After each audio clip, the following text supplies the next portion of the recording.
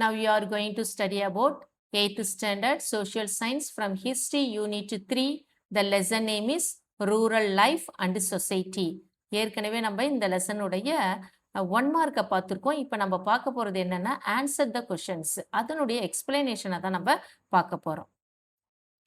First question, answer the following in 1 or 2 sentences. இதில் first question என்ன இருக்குன்னா, list out any 2 salient features of the permanent settlement.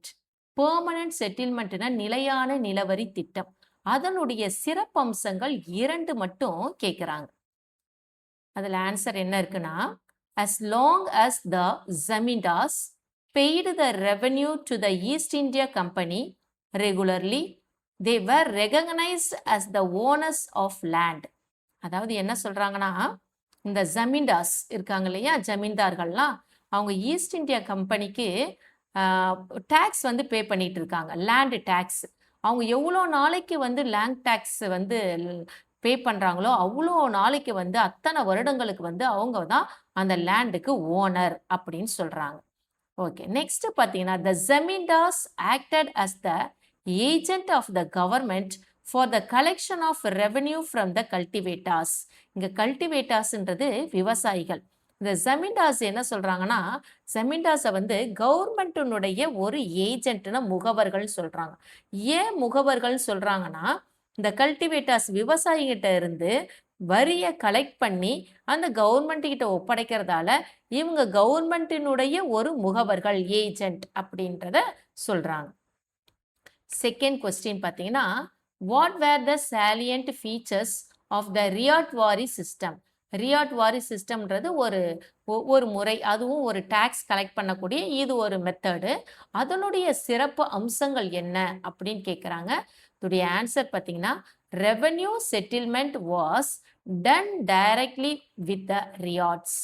அதாவது ரியாட்ஸ்னா இங்கே வந்து விவசாயிகள் இந்த ரெவென்யூ செட்டில்மெண்ட், ரெவென்யூனா டேக்ஸ், வரி, வருமானத்தை இது பண்ணுறது, வருமானத்தில் இருந்து டேக்ஸை வந்து கவர்மெண்ட்டுக்கு கொடுக்கறது.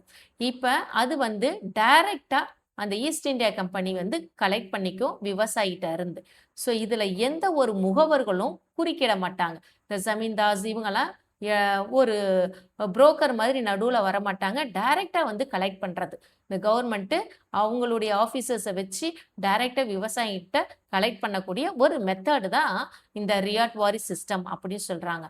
இதில் என்ன பண்ணுறாங்கன்னா, மெஷர்மெண்ட் ஆஃப் ஃபீல்டு, அதாவது அந்த நிலத்தை வந்து அளக்குறாங்க. And estimate of produce was calculated. அந்த நிலத்தை சின்ன நிலமா பெரிய நிலமானு அளந்து அதுலேருந்து எவ்வளோ ப்ரொடக்ஷன் கிடைக்கும், அதிகமாக கிடைக்குமா கொஞ்சமாக கிடைக்குமோ, எவ்வளோ கிடைக்குதோ அதுலேருந்து 45 to 55% வந்து அந்த டேக்ஸாக வந்து அந்த கவர்மெண்ட்டுக்கு கொடுக்கணும்னு சொல்கிறாங்க. இப்போ லாஸ்ட் பேராகிராஃப் பாருங்க. Government fixed the demand at 45 to 55% of the produce. எவ்வளோ ப்ரொடியூஸ் பண்ணுறாங்க, நெல்லாக இருக்கலாம் இல்லை வேறு எந்த கிராப் வேணாலும் இருக்கலாம், எவ்வளோ ப்ரொடியூஸ் பண்ணுறாங்களோ அதில் இருந்து 45 to 55% கவர்மெண்ட்டுக்கு அவங்க டேக்ஸாக பே பண்ணணும்னு சொல்கிறாங்க. இந்த மெத்தடுக்கு பேர் தான் ரியாட்வாரி சிஸ்டம். இதில் இடைத்தரகர்கள், ஜமீன்தார்ஸ்லாம் வரமாட்டாங்க, டைரெக்டாக government, East India government cultivators விவசாயிகிட்ட கலெக்ட் பண்ணுறக்கூடிய ஒரு மெத்தட் தான் ryotwari system. Next question, bring out the effects of the mahalwari settlement. அதாவது மகள்வாரி செட்டில்மெண்ட்டுடைய விளைவுகள் என்ன அப்படின்னு கேட்குறாங்க. மகள்வாரி செட்டில்மெண்ட்டுன்றது இதே மாதிரி தான், டேக்ஸ் பே பண்ணுறது தான், ஒரு வரி வசூல் பண்ணுற ஒரு method. The lambardar misused privileges for their self interest. லம்பார்டர்ன்றது அந்த ஊர் தலைவர். அந்த ஊர் தலைவர் வந்து அவருடைய சொந்த விருப்பத்தின்படி, செல்ஃப் இன்ட்ரெஸ்ட்னா சொந்த விருப்பத்தின்படி நிறைய மிஸ்யூஸ் பண்ணுறாங்க, தவறாக விவசாயிகளை வந்து பயன்படுத்தி லாபத்தை சம்பாதிக்கிறாங்க. Tissue system brought no benefit to the cultivators. இந்த மெத்தட், இந்த மகள்வாரி செட்டில்மெண்ட்ன்றது விவசாயிகளுக்கு எந்த ஒரு பலனையும் கொடுக்கல. ஆனால் இது யாருக்குன்னா, லம்பார்டர்னா அந்த ஊர் தலைவருக்கு தான் லாபமாக இருக்கு. It was a modified version of the zamindari system and benefited the upper class in villages. Modified வெர்ஷன்னா இது வடிவமைக்கப்பட்ட ஒன்றுன்னு சொல்றாங்க. எது மாதிரினா ஜமீன்தாரி சிஸ்டத்துல எப்படி ஜமீன்தார்ஸ் வந்து பலன் அடைகிறாங்களோ அதே மாதிரி தான் இதுவும் ஒரு மோடிஃபைடுனா வடிவமைக்கப்பட்ட ஒரு மாற்றம் அப்படின்னு சொல்றாங்க. Benefited the upper class in village, கிராமத்துல இருக்கக்கூடிய உயர் வர்க்கத்தினர் தான் இதனுடைய பலனை அனுபவிக்கிறாங்க. Next question, what was the cause of indigo revolt in 1859 to 60? அதாவது இண்டிகோ ரிவோல்ட்ன்றது என்னன்னா, இண்டியோல ஒரு ஒரு புரட்சி மாதிரி சொல்றாங்க. இண்டிகோ புரட்சி. இண்டிகோனா முதல்ல என்னன்னு பார்த்தீங்கன்னா, இந்த ட்ரெஸ்ஸுக்கெல்லாம் சாயம்லாம் கலரிங்லாம் குடுப்பாங்க இல்லையா? அந்த செடிய வளர்க்கறது. அதுக்கு பேரு இண்டிகோ. ஸோ இதுல என்ன சொல்றாங்கன்னா, the tenant farmers were compelled by the European indigo planters to grow only indigo. இங்க டென்னன்ட் ஃபார்மர்ஸ்னா யாருன்னா குத்தகை பிடிக்கக்கூடிய விவசாயிகள். அவங்கள யாரு ரொம்ப கம்பல் பண்றாங்கன்னா, அந்த யூரோப்பியன் இண்டிகோ பிளான்டர்ஸ், யூரோப்ல அந்த அவுரி செடி வளர்க்குற ப்ரொடியூஸ் பண்ணக்கூடிய அந்த ஒரு குரூப் என்ன பண்றாங்கன்னா, இந்த நம்ம இந்தியால இருக்கக்கூடிய குத்தகை விவசாயிகள ரொம்ப கம்பல் பண்றாங்க. இண்டிகோ தான் நீங்க கல்டிவேட் பண்ணணும் அப்படின்ட்டு. It was highly disadvantages to the farmers. இது வந்து மிகப்பெரிய தீங்கு விளைவிக்கக்கூடியது யாருன்னா ஃபார்மர்ஸுக்கு. There were also cases of kidnapping. அவங்க ரெஃப்யூஸ்டு பண்றதால அந்த விவசாயிகளை இவங்க என்ன பண்றாங்கன்னா, இந்த யூரோப்பியன் இண்டிகோ பிளான்டர்ஸால என்ன பண்றாங்கன்னா, கிட்னாப் பண்றாங்க, கடத்திக்கிட்டு போறாங்க, லூட்டிங் சூறையாடுறாங்க, அவங்களுடைய வீடுகள், அவங்களுடைய லேண்டெல்லாம் சூறையாடுறாங்க, ஃபிளாகிங் அடிக்கிறாங்க, அண்ட் பர்னிங்னா எரிக்கிறாங்க. ஸோ இந்த மாதிரி செயல்பாடுகள்லாம் அவங்க ஈடுபடுறதால அந்த கல்டிவேட்டர்ஸ் வந்து ரொம்ப சஃபர் ஆகுறாங்க. What was the contribution of Mahatma Gandhi on Champaran satyagraha?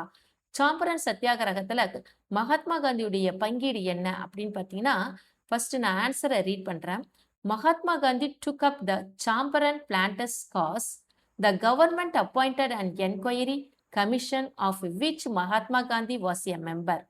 The Champaran Agrarian Act was passed in May 1918. அதாவது இந்த சாம்பரன் பிளான்டர்ஸ் இருக்காங்க இல்லையா? அவங்க வந்து ஆக்சுவலா இது பீகார்ல இருக்கக்கூடிய ஒரு இடம் தான் இந்த சாம்பரன். அங்க வந்து அந்த பிளான்டர்ஸ்னா விவசாயிகள். விவசாயிகள் ரொம்ப இந்த அவுரி செடி வளர்க்கணும்னு சொல்லிட்டு துன்புறுத்துறாங்க. அத வந்து யார் எடுத்து அந்த அந்த பிரச்சனைகள சால்வ் பண்றாங்கன்னா, மகாத்மா காந்தி. எப்படி மகாத்மா காந்தி வர்றாருன்னா, கவர்மெண்ட் கிட்ட இவர் ஒரு என்கொயரி கமிஷன் விசாரணை குழுல இவர் ஒரு மெம்பரா இருக்காங்க. அதனால கவர்மெண்ட்டே காந்திய வந்து அப்பாயின்ட்மென்ட் பண்றாங்க இத விசாரிக்க சொல்லி. அப்பதான் இவங்க ரொம்ப இந்த பீகார்ல இருக்கக்கூடிய இந்த சாம்பரன்ற இடத்துல இருக்கக்கூடிய கல்டிவேட்டர்ஸ ரொம்ப துன்புறுத்துறாங்க. இந்த அவுரி செடி கல்டிவேட் பண்ணணும்னு சொல்லிட்டு ரொம்ப துன்புறுத்துறாங்கன்றத பார்த்துட்டு அவரு தான் வந்து ஸ்டெப் எடுக்கிறார். அவங்களுக்காக அவங்களுடைய துன்பத்தை போக்குறதுக்காக கொண்டு வரப்பட்ட ஒரு சட்டம் தான் இந்த Champaran agrarian act was passed in May 1918. Next பார்த்தீங்கன்னா, mention the role of Vallabhbhai Patel in Bardoli Satyagraha. Bardoli சத்தியாகிரகான்றது ஒரு போராட்டம். வல்லபாய் பட்டேலுடைய தலைமையில நடக்குது. ஆக்சுவலா இந்த பார்டோலின்ற இடம் எங்க இருக்குன்னா குஜராத்ல இருக்கு. ஆன்சரை பார்ப்போம் இப்ப. In 1928 the British government increased land revenue by 30% and the peasants of Bardoli started their protest under the leadership of Sardar Vallabhai Patel. என்ன சொல்றாங்கன்னா 1928ல பிரிட்டிஷ் கவர்மெண்ட் லேண்ட் ரெவன்யூ 30%க்கு இன்க்ரீஸ் பண்ணிடுச்சு. அப்ப என்ன பண்றாங்கன்னா, புரொட்டஸ்ட் நடக்குது. புரொட்டஸ்ட்னா எதிர்ப்பு வலுக்குது. கவர்மெண்ட்டுக்கு எதிரா, இந்த பிரிட்டிஷ்கார கவர்மெண்ட்டுக்கு எதிரா பயங்கரமான எதிர்ப்பு வருது. அந்த எதிர்ப்பு, அந்த போராட்டத்துக்கு தலைமை தாங்குறவர் தான் யாருன்னா, இந்த வல்லபாய் பட்டேல். நெக்ஸ்ட் பேராகிராஃப் பாருங்க. The peasants refused to pay tax at the enhanced rate and started no tax campaign from 12th February 1928. In this campaign, many women also participated. அதாவது பீசன்ஸ்னா இங்க விவசாயிகள், பொதுமக்கள் எல்லாரையும் சேர்த்துக்கலாம். ரெஃப்யூஸ்டு டு பே டாக்ஸ், அவங்க பே பண்ண மாட்டேன், டாக்ஸ் கட்ட மாட்டேன், இந்த உயர்த்தப்பட்ட என்ஹான்ஸ்டு ரேட்னா உயர்த்தப்பட்ட வரியை நாங்க கட்ட மாட்டோம் அப்படின்னு சொல்லிட்டு ஒரு கேம்பெயின் போடுறாங்க, பிரச்சாரம் பண்றாங்க. எப்பத்துல இருந்துன்னா 12th February 1928ல நாங்கள் டேக்ஸே கட்ட மாட்டோம் அப்படின்னு சொல்லிட்டு ஒரு போராட்டம் பண்ணுறாங்க. இந்த போராட்டத்தில் இந்த கேம்பெயினில் நிறைய பெண்களும் கலந்துக்கிட்டாங்க. ஸோ அதுதான் பார்டோலி சத்தியாகிரகா. Thank you students. இதனுடைய நெக்ஸ்ட் பார்ட்டை நெக்ஸ்ட் வீடியோவில் பார்க்கலாம்.